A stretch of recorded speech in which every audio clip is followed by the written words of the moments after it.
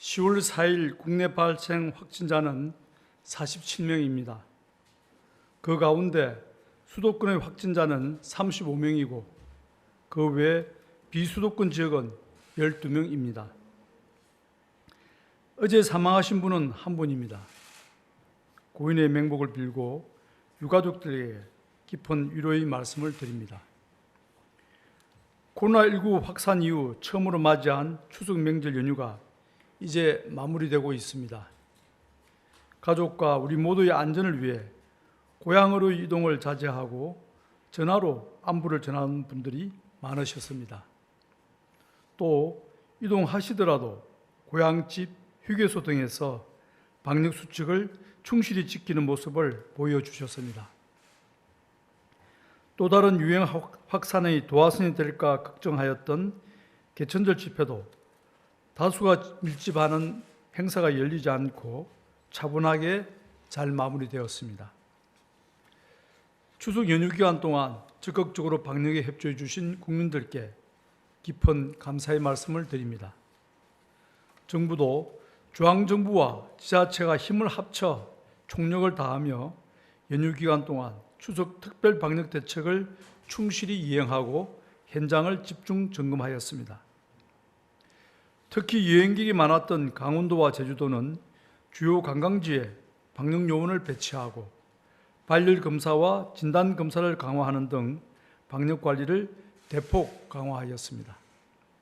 교통시설, 여행지, 선별진료소 등 수많은 현장에서 연휴 기간 동안 쉬지도 못하고 애쓰신 관계자분들의 노고에 깊이 감사드립니다. 이번 추석 연휴는 전반적으로 우려했던 문제들이 나타나지 않고 대한민국의 하나된 힘을 느낄 수 있었던 소중한 기회였다고 생각합니다. 국민들과 관계자분들의 협조에 다시 한번 감사의 말씀을 드립니다. 국내 발생 환자 수는 전국적으로 50명 내외 수준으로 지속적으로 감소하고 있습니다. 특히 최근 2주간 일평균 환자 수는 66.5명으로 그전 2주간의 121.0명에 비해 크게 감소한 양상을 보이고 있습니다. 추석 연휴가 낀 지난 한 주는 일평균 57.4명으로 감소 추세가 이어지고 있습니다. 다만 연휴 기간의 검사량 감소 영향과 연휴 이동량 증가에 따른 감염 확산 시기 등을 고려한다면 이번 주 중반은 되어야 현 상황에 대한 정확한 평가가 가능할 것입니다. 감염 경로를 조사 중인 사례의 비율이 19% 내외인 점이나 병원과 학교 등에서 집단 감염이 이어지고 있다는 점도 우려할 만한 요인입니다. 이런 점들을 고려할 때 아직은 코로나19의 확산이 완전히 진정세로 돌아섰다고 판단하기에는 이런 상황이며 긴장을 늦출 수는 없습니다. 추석 특별 방역 기간은 연휴가 마무리된 이후에도 10월 9일 한글날을 포함하여 10월 11일까지 계속됩니다. 거리두기 조치가 길어짐에 따라 많은 분들이 지치거나 불편을 겪고 있고 생업에 피해를 겪고 계시는 분들도 많을 것입니다.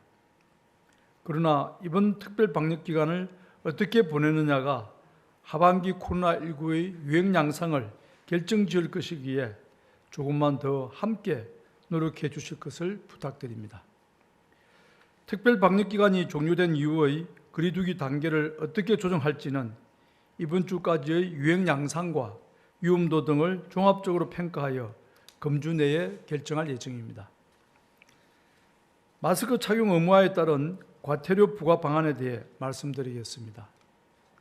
감염병 예방법 개정을 통해 마스크 착용을 의무화하는 행정명령과 미착용 시의 과태료 부과 규정이 신설되어 오는 10월 13일부터 시행될 예정입니다. 이에 따라 구체적인 과태료 부과 방안을 마련하였습니다. 마스크 착용을 의무화하는 행정명령은 거리두기의 단계와 시설의 위험도 등에 따라 다르게 적용됩니다.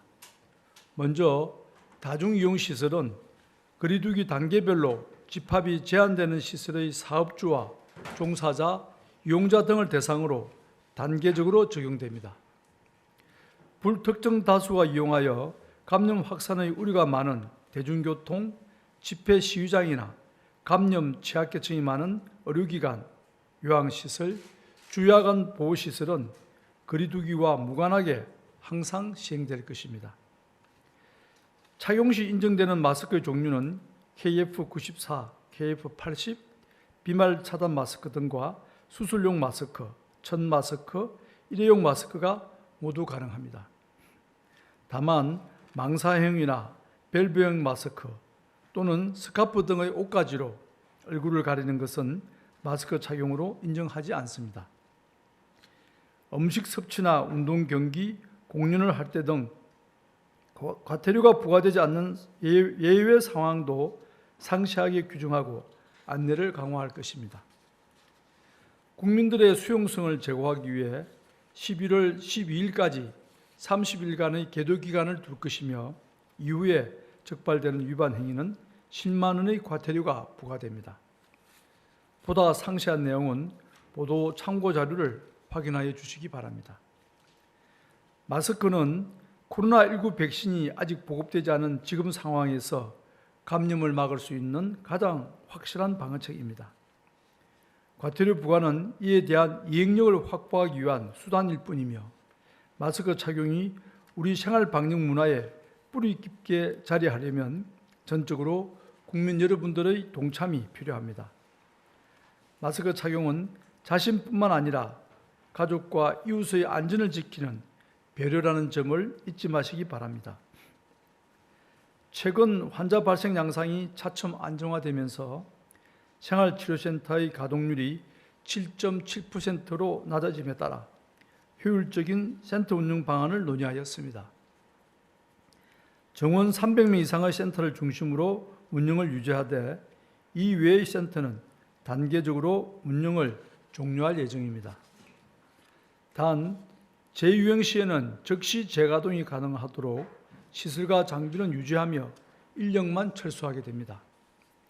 또한 환자 발생 상황에 따라 생활치료센터를 즉시 가동할 수 있도록 예비지정제를 도입하는 방안도 검토하고 있습니다. 예비지정 단계에서부터 지역 주민들과 충분히 소통하고 생활치료센터가 안정적으로 운영될 수 있도록 준비해 두겠습니다. 다음으로 코리아 세일 페스타의 방역관리 방안에 대해 말씀드리겠습니다.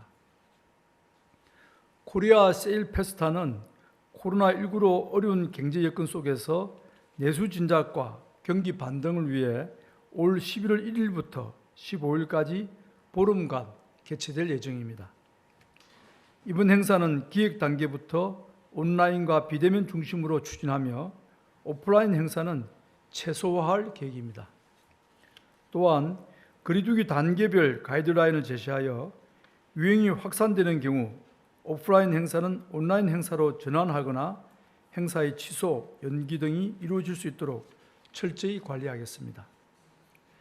특히 지역의 축제나 공연 등 현장 행사는 행사장 내 방역관리자를 지정하고 드라이브스루 판매 등 비대면 운영을 검토하는 등 방역관리를 한층 강화하겠습니다.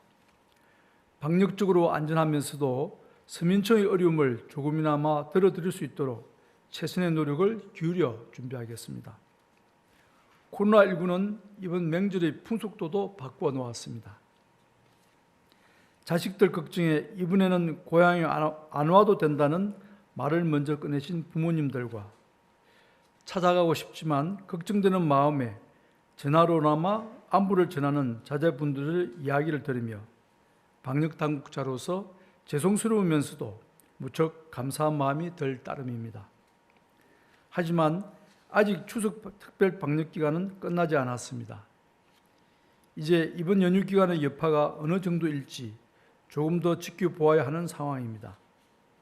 또 공휴일인 한글날이 낀 이번 주말의 연휴도 남아 있습니다. 지금의 노력에 따라 확실한 진정세로 분위기를 전환하고 이를 이어나갈 수 있을지가 결정됩니다. 다음 주말까지 조금만 더 긴장하고 지금의 자세를 유지하여 주시기 바랍니다. 밀폐된 다중이용시설의 이용을 최대한 자제하고 항상 방역수칙을 철저히 지켜주십시오. 국민들 개개인이 생활 속에서 내가 최종적인 방역 책임자라는 태도를 보여주신다면 코로나19는 우리를 위협하지 못할 것입니다. 정부도 최선의 노력을 다하여 국민들께서 일상생활을 찾을 수 있도록 방역관리에 만전을 다하겠습니다. 감사합니다.